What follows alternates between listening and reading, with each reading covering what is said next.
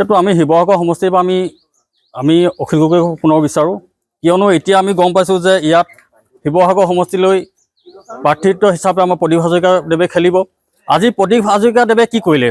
আজি প্ৰদীপ হাজৰিকাই আজি নিজৰ আমগুৰি সমষ্টিৰ নিজৰ স্বাস্থ্য কেন্দ্ৰটো আজি ঠিক কৰিব নোৱাৰিলে, আজি ৰাস্তা পদূলি আজি ঠিক কৰিব নোৱাৰিলে, তেওঁ আজি নোৱাৰিলে আজি নিজৰ সমষ্টিটিকে ধৰি ৰাখিব নোৱাৰিলে।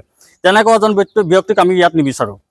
আমি এনেকুৱা এজন ব্যক্তিক আমি বিচাৰিছোঁ যিজনে সদনত জোৰ কৰি ধমকি দি শিৱসাগৰ সমষ্টিলৈ উন্নয়ন কৰি আনিব পাৰে, মুখ্যমন্ত্ৰী চকুত সৈতে কথা ক'ব পৰা এজনেই ব্যক্তি আছে, সেইজনেই হ'ল আমাৰ অখিল গগৈ ডাঙৰীয়া। আমি সেইটো কাৰণে তেওঁক আমি পুনৰ বিচাৰিছোঁ। মই ইতিমধ্যে কৈ গৈছোঁ,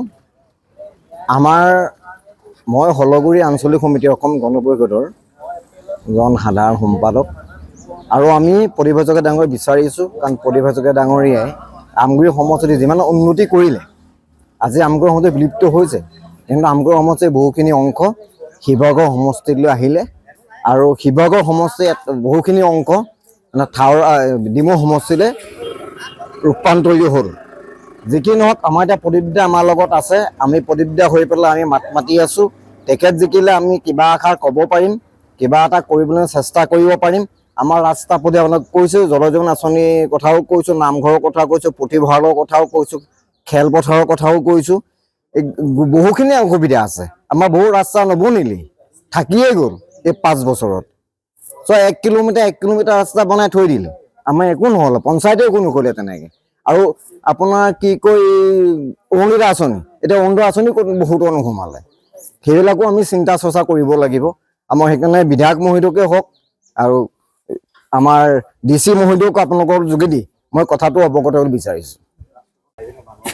বিশেষভাৱে আমি ৰাস্তাটোৰ কথা কৈছোঁ, মানে যিকোনো জনসাধাৰণ বা আমাৰ পৰিয়াল ৰাস্তাই চলে চহকী বুলি কয়, গতিকে আমাৰ ৰাস্তাটো প্ৰধান কথাটো আহিছে, সকলোৱে কৈছে আপোনালোকৰ টকশ্ব'ত। গতিকে তাৰ দ্বিতীয়তে আমাৰ এই অঞ্চলটো বৃহৎ অঞ্চল, এই অঞ্চলটো 14টা নামঘৰৰ অন্তৰ্গত এই ৰাস্তাটো, প্ৰায় 1000টা পৰিয়ালতকৈ অধিক পৰিয়াল আছে। ইয়াত আমি বছৰি এখন ৰাস পাতোঁ, সেই ৰাস মণ্ডপটো আমাৰ মানে পোৱা নাই, সেইটো এটা কথা আছে। শ্মশানৰো কথা এটা আছে। তাৰপিছতে আমাৰ ধৰি লওক এখন মহাপুৰুষীয়া সত্ৰ আছে, হলগুৰি সত্ৰ।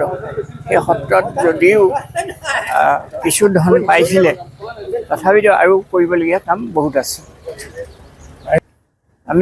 মোৰ বোধেৰে মই এজন বিৰোধী নেতা বিচাৰিছোঁ। চৰকাৰ পক্ষতো যথেষ্ট সদস্য থাকিবই, জিকিও আহিব, গতিকে তথাপিতো একপক্ষ হ'বলৈ মই নিবিচাৰোঁ, এজন বিৰোধী লোক লাগে। যিকোনো খবৰৰ বাবে যোগাযোগ কৰক আমাৰ এই নম্বৰত 9181 307 221।